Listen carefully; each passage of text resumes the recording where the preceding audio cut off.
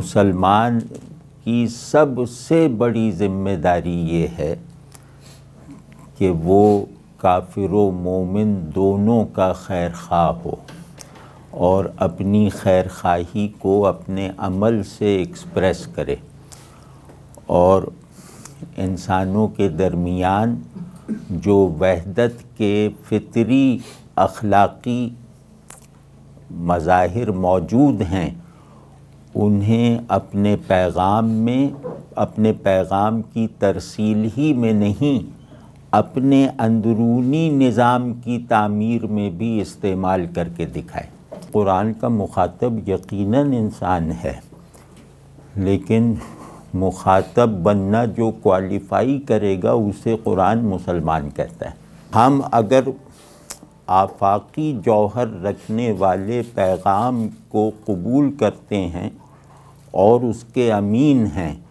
تو خود ہمارے مزاجوں میں بھی ایک آفاقی انداز ہونا چاہیے،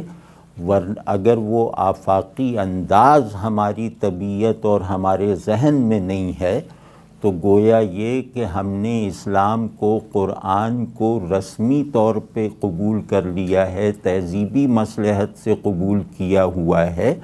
ہم اس کا جوہر فی الحال ہمارے شعور و وجود میں جذب نہیں ہوا ہے۔ اسلام کی پہلی تاثیر ہی یہ ہے کہ یہ وحدت انسانی کے آئیڈیل کو گویا خون گرم میں دوڑا دیتی ہے اور ایک آفاقی تناظر پیدا کرتی ہے چیزوں کو دیکھنے کا۔ اب میں اس کو ایک مثال دیتا ہوں کہ میں اور آپ پابند ہیں کہ چیزوں کو دیکھ کر،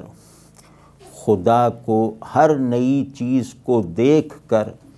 خدا کو جاننے کا ایک نیا حال حاصل کریں۔ ہمارا تصور علم یہ ہے کہ چیزیں اپنے آپ کو ہی منکشف مجھ پہ نہیں کرتی بلکہ اپنے بنانے والے کی شان کا بھی ایک نیا انکشاف اور تجربہ کام کرتی ہیں۔ تو جو خدا کے پرسپیکٹو سے چیزوں کو دیکھ رہا ہے اس کا انداز نظر اور اس کی طبیعت اور اس کا مزاج ممکن ہے کہ آفاقی نہ ہو،